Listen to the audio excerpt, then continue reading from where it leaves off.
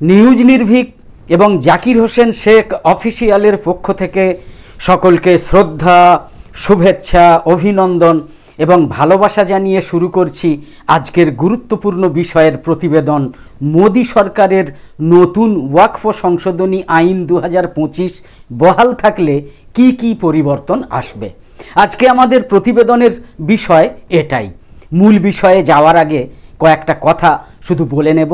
আমরা যে ধরনের খবর বা প্রতিবেদন করি, বর্তমান পরিস্থিতিতে এই ধরনের বিষয় নিয়ে নিয়মিত খবর বা প্রতিবেদন করলে ভয় কিন্তু একটা থাকেই, আর সেটা হলো আমাদের চ্যানেল না বন্ধ করে দেওয়া হয়, কেননা এটাই এখন ট্রেন্ডিং। তো সেই ভয় থেকেই বলতে পারেন আমরা নিউজ নির্ভীকের বিকল্প হিসাবে Zakir Hossain Sheikh official YouTube channel নামে একটা বিকল্প চ্যানেল খুলে রেখেছি, যাতে নিউজ নির্ভীকে কখনো কোনো রকমের স্ট্রাইক এলে এই ধরনের ভিডিওগুলো নিউজ নির্ভীকের পরিবর্তে আপনারা জাকির হোসেন শেখ অফিসিয়াল ইউটিউব চ্যানেলে দেখতে পারেন। ডেসক্রিপশন বক্সে জাকির হোসেন শেখ অফিসিয়াল ইউটিউব চ্যানেলের লিঙ্ক দেয়া থাকছে। অনুরোধ করব সেখানে একবার ঘুরে আসতে পারেন, বা মনে করলে জাকির হোসেন শেখ অফিসিয়াল ইউটিউব চ্যানেলটাকে সাবস্ক্রাইব করে রাখতে পারেন। এতে দুপক্ষেরই সুবিধে, এটা আমার অনুরোধ। আশা করি অনুরোধটা রাখবেন। এবার আসি আজকের প্রতিবেদনের মূল বিষয়ে। মোদি সরকারের নতুন ওয়াকফ সংশোধনী আইন 2025 বহাল থাকলে কি কি পরিবর্তন আসবে। আপনারা জানেন যে সুপ্রিম কোর্টে 5ই মে এবং 15ই মে ওয়াকফ মামলার শুনানি পিছিয়ে গিয়ে আজ 20 মে মঙ্গলবার শুনানি হওয়ার কথা। সুপ্রিম কোর্টে সেই ওয়াকফ শুনানি হয়েছে কিনা বা হয়ে থাকলে ফলাফল কি হয়েছে তাই নিয়ে রাত 10টায় নিউজ নির্ভীকের ঝটপট 10টা খবরে জানিয়ে দেওয়া হবে। এখন বলবো মোদি সরকারের নতুন ওয়াকফ সংশোধনী আইন বহাল থাকলে কি কি পরিবর্তন আসবে। আপনারা জানেন যে নতুন ওয়াকফ বিলটা পাশ হওয়ার পর সারা দেশ জুড়ে তীব্র প্রতিবাদ শুরু হয়েছিল। শুধু ভারত পাকিস্তান যুদ্ধ পরিস্থিতিতে সাময়িক সময়ের জন্য প্রতিবাদ আন্দোলন বন্ধ হয়ে গিয়েছে। আরবি ভাষায় ওয়াকাফা মানে শব্দটা থেকে এসেছে, ওয়াকাফা শব্দটা থেকে এসেছে ওয়াকফ, যার অর্থ হলো সম্পত্তির হাত বদল। ভারতে যখন কোনো ব্যক্তি মুসলিম আইনের আওতায় ধর্মীয় বা দাতব্য কারণে তার সম্পত্তি দান করেন, তখন সেটাকেই বলে ওয়াকফ সম্পত্তি। এর মধ্যে মসজিদ, মাদ্রাসা, এতিমখানা, আশ্রয় কেন্দ্র বা শুধু জমি সব কিছুই থাকতে পারে। যে কাজের জন্য সেটা দান করা হয়েছে সেটা ছাড়া অন্য কোনো কাজে ওয়াকফ সম্পত্তি ব্যবহার করা যায় না, এবং এটা কাউকে বিক্রি বা হাত বদলও করা যায় না। অন্যভাবে বললে ভারতে হিন্দু সমাজের মধ্যে যেটাকে দেবোত্তর সম্পত্তি বলে গণ্য করা হয়, মুসলিম সমাজে মোটামুটি তারই অনুরূপ সংস্করণ হচ্ছে ওয়াকফ সম্পত্তি।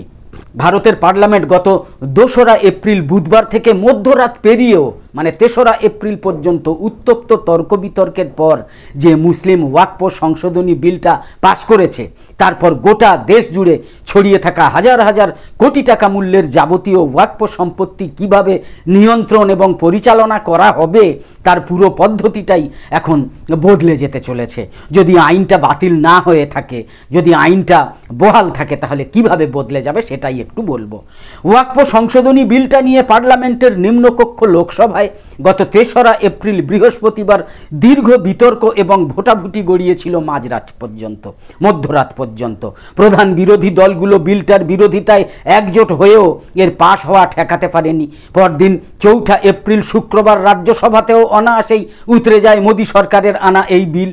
এর মাত্র কয়েক ঘন্টার মধ্যেই বলা যায় রাষ্ট্রপতি দ্রৌপদী মুর্মু কার্যত রেকর্ড সময়ের মধ্যে 5ই এপ্রিল শনিবার বিলটাতে তার সম্মতি দিয়ে স্বাক্ষর করেন, যার ফলে সেই ওয়াকফ বিলটা এখন ভারতের একটা আইনে পরিণত হয়েছে, যার বিরুদ্ধে সুপ্রিম কোর্টের ডিভিশন বেঞ্চে চলছে একগুচ্ছ মামলা। ওয়াকফ সংশোধনী আইনকে চ্যালেঞ্জ করে অন্তত 100টারও বেশি পিটিশন সুপ্রিম কোর্টে দাখিল করা হয়েছে, যেগুলো করেছেন আসাদুদ্দিন ওয়াইসির দল MIM, Congress, CPIM, Trinamool, Aam Aadmi party, All India Muslim personal law board, RJD, Indian Union Muslim League, DMK, Jamaat-e Islami Hind, Naushad সিদ্দিকীর দল, আইএসএফের মতো দল বা দলের নেতারা সহ বহু সিভিল রাইটস গোষ্ঠী। প্রত্যেকেরই দাবি নতুন এই ওয়াকফ সংশোধনী আইনটা চূড়ান্ত অসাংবিধানিক এবং দেশের সংখ্যালঘু নাগরিকদের মৌলিক অধিকার লঙ্ঘন করছে।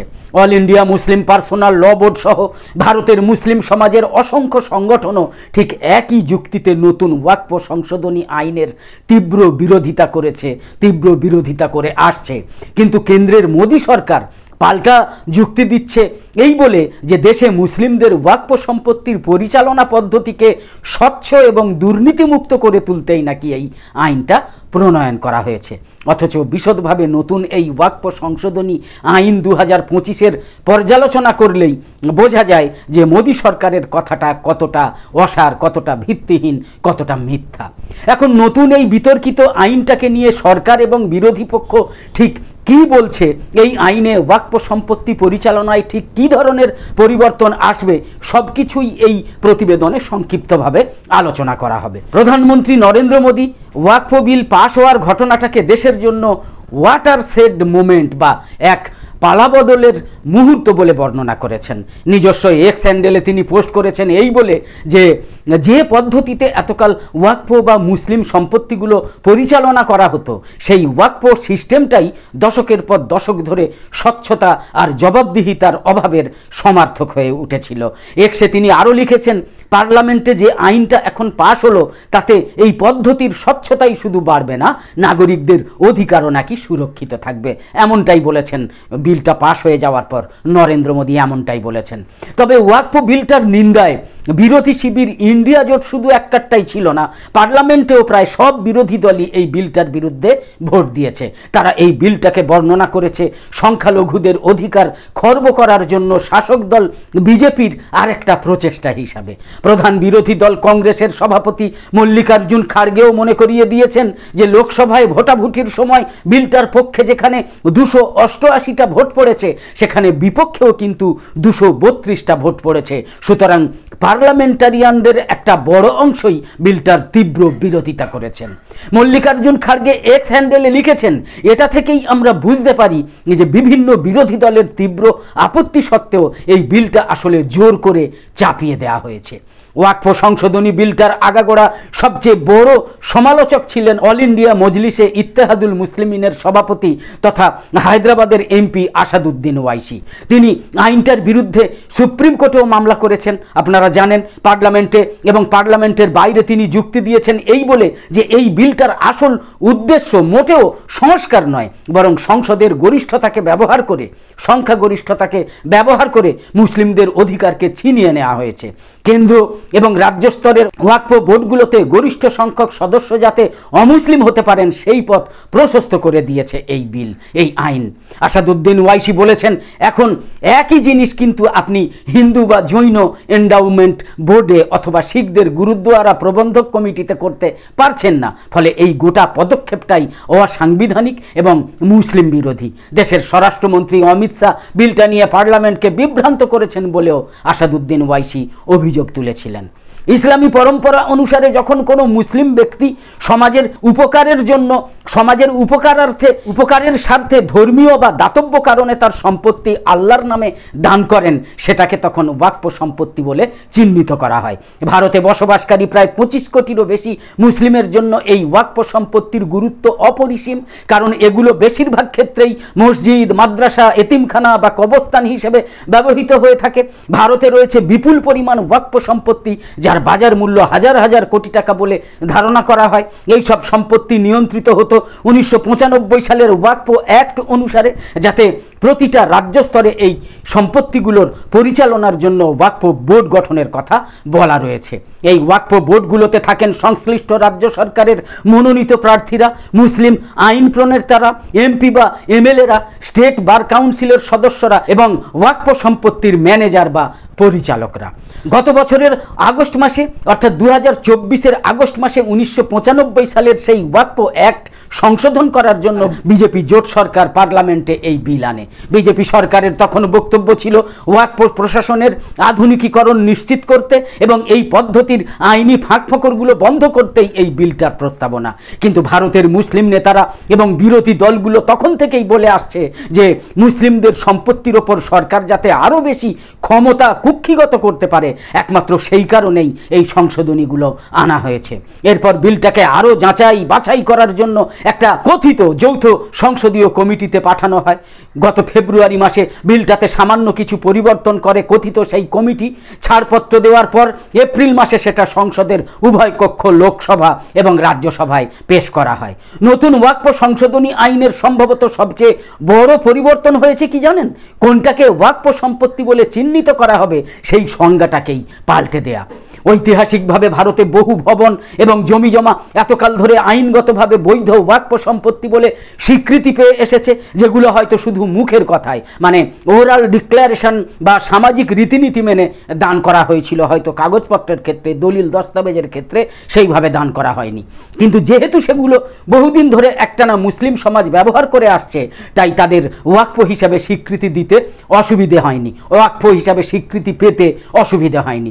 এখন নতুন ওয়াকফ সংশোধনী আইনে বলা হয়েছে কোনো সম্পত্তিকে ওয়াকফ সম্পত্তি বলে দাবি করতে হলে সংশ্লিষ্ট ওয়াকফ বোর্ডকে তার সপক্ষে বৈধ নথিপত্র জমা দিতে হবে। বিতর্কিত কেসগুলোতে বিশেষ করে সেই জমিটা যদি সরকারি মালিকানাধীন খাস জমি বলে দাবি থাকে, সেখানে চূড়ান্ত সিদ্ধান্ত নেওয়ার ভার ওয়াকফ বোর্ডের উপর নয়, সরকারের উপরেই ন্যস্ত থাকবে। তাহলে সেই সম্পত্তিটা কি আর ওয়াকফ সম্পত্তি থাকবে? দ্বিতীয়ত, নতুন ওয়াকফ সংশোধনী আইনে মুসলিম নন এমন ব্যক্তিরাও, মানে হিন্দুরাও ওয়াকফ বোর্ড এবং ট্রাইব্যুনালের সদস্য হিসাবে নিযুক্ত হতে পারবেন, নতুন আইনে বলা হয়েছে। তৃতীয়ত, এতদিন ওয়াকফ সম্পত্তি নিয়ে কোনো বিতর্কের ক্ষেত্রে ওয়াকফ ট্রাইব্যুনালের সিদ্ধান্তই ছিল চূড়ান্ত, কিন্তু নতুন আইনে বিচার বিভাগীয় হস্তক্ষেপের সুযোগ রাখা হয়েছে, যার অর্থ যে কোনো পক্ষ চাইলে হাইকোর্ট বা সুপ্রিম কোর্টের দ্বারস্থ হতে পারবেন, এই নতুন আইনে এটা বলা হয়েছে। এছাড়া নতুন ওয়াকফ সংশোধনী আইনে দেশের সব ওয়াকফ সম্পত্তির জন্য একটা সেন্ট্রালাইজ রেজিস্ট্রেশন সিস্টেম গঠনেরও প্রস্তাব করা হয়েছে। আইনটা বলবৎ হওয়ার 6 মাসের মধ্যে সব বিদ্যমান ওয়াকফ সম্পত্তিকে ওই রেজিস্টারে নথিভুক্ত করতে হবে। নতুন করে কোনো সম্পত্তিকেও যদি ওয়াকফ হিসাবে নথিভুক্ত করাতে হয়, তাহলেও সেটার জন্যেও আবেদন এই সিস্টেমের মাধ্যমেই সংশ্লিষ্ট ওয়াকফ বোর্ডের কাছে পেশ করতে হবে। একটা তুগলকি আইন আর কি। কোনো ওয়াকফ সম্পত্তির সার্ভে বা সমীক্ষা করানোর দরকার হলে তাতেও সরকারের ভূমিকা এখন আগের চেয়ে অনেক অনেক বেশি থাকবে। বস্তুত তারা এই ক্ষেত্রে ওয়াকফ বোর্ডের চেয়েও বেশি ক্ষমতাশালী হবে। এর আগেও ভারতে মুসলিমদের 3 তালাক প্রথা নিষিদ্ধ করা হয়েছে, আপনারা জানেন। অমুসলিমদের মুসলিম হওয়া ঠেকাতে ধর্মান্তর বিরোধী আইন করা হয়েছে, কিংবা গোমাংস ভক্ষণ করার অভিযোগে মুসলিমদের পিটিয়ে মারা হয়েছে, মব লিঞ্চিংয়ে পিটিয়ে মারা হয়েছে, সে কথা মনে করিয়ে দিয়েছেন অনেক অমুসলিম বিশ্লেষকরা। এমন পরিস্থিতিতে ওয়াকফ সংশোধনী আইনের বিরুদ্ধে আন্দোলনে গোটা ভারত যখন উত্তাল, তখনই কিনা কাশ্মীরের পহেলগামে সন্ত্রাসী হামলায় 26 জন নিরীহ নিরাপরাধ পর্যটককে নৃশংসভাবে হত্যা করা হয়। তারপর ভারতের অপারেশন সিন্দুর, আপনারা জানেন, পাকিস্তানে ঢুকে 9টা সন্ত্রাসী ঘাঁটি গুঁড়িয়ে দেওয়া, তারপর পাকিস্তানের পাল্টা হামলা, তারপর হঠাৎই যুদ্ধবিরতি। সব মিলিয়ে কিন্তু দেখা গেল কি, সব মিলিয়ে মোদী সরকারের নতুন ওয়াকফ সংশোধনী আইন প্রণয়ন করার পর তার বিরুদ্ধে সারা ভারতবর্ষ জুড়ে আন্দোলনের যে জোয়ার উঠেছিল, সেটা কিন্তু একদমই ঠান্ডা ঘরে চলে গেল। এখন ভরসা যেন শুধুই সুপ্রিম কোর্ট। একদম শেষে বলি, নিউজ নির্ভীকে প্রায় প্রতিদিনই দেখতে পাবেন ঝটপট 10টা খবর সহ সাম্প্রতিক বিষয়ে গুরুত্বপূর্ণ এমন সব ভিডিও যা মেন স্ট্রিম মিডিয়ায় অর্থাৎ প্রাতিষ্ঠানিক সংবাদ মাধ্যম নামের গদি মিডিয়ায় আপনি কখনোই দেখতে পাবেন না। কারণ প্রাতিষ্ঠানিক সংবাদ মাধ্যম এখন পুরোপুরি বিক্রি মিডিয়ায় পরিণত হয়েছে। উপরমহল থেকে তাদেরকে যা শিখিয়ে দেওয়া হয় বা পয়সার বিনিময়ে যতটুকু খবর তাদের প্রকাশ করতে নির্দেশ দেওয়া হয়, গদি মিডিয়া চিল্লে চেঁচিয়ে ছুটে দৌড়ে শুধু সেটুকুই প্রকাশ করে। বিপরীতে রবিশ কুমার, অশোক কুমার পান্ডে, অজিত আঞ্জুম, অভিষার শর্মা, আকাশ ব্যানার্জি, ধ্রুব রাঠে, সঞ্জয় শর্মা, মোহাম্মদ জুবায়েদদের মতো ভারতের মুষ্টিমেয় কিছু স্বতন্ত্র সংবাদকর্মী এবং বিশ্লেষকদের অনুসরণ করে হাতে গোনা আরও কয়েকজনের মতো আমরাও সত্য উন্মোচনে সদা দায়বদ্ধ থাকার চেষ্টা করি। আমাদের প্রত্যেকটা গুরুত্বপূর্ণ ভিডিওর বা লাইভ সম্প্রচারের নোটিফিকেশান পেতে ইউটিউবে সাবস্ক্রাইব এবং ফেসবুকে লাইক ও ফলো করে আমাদের আরও নতুন নতুন ভিডিও বানাতে এবং লাইভ সম্প্রচারে উৎসাহিত করতে লাইক, কমেন্ট এবং শেয়ার করে নিউজ নির্ভীক এবং Zakir Hossain Sheikh official YouTube channel আর ফেসবুক পেজের সঙ্গে থাকুন। তো আপাতত শেষ করছি, পরের পর্বে আবার দেখা হবে। আশা করি সকলে খুব ভালো এবং সুস্থ আছেন, আর কামনা করি সকলে সব সময় খুব ভালো এবং সুস্থ থাকুন। ধন্যবাদ।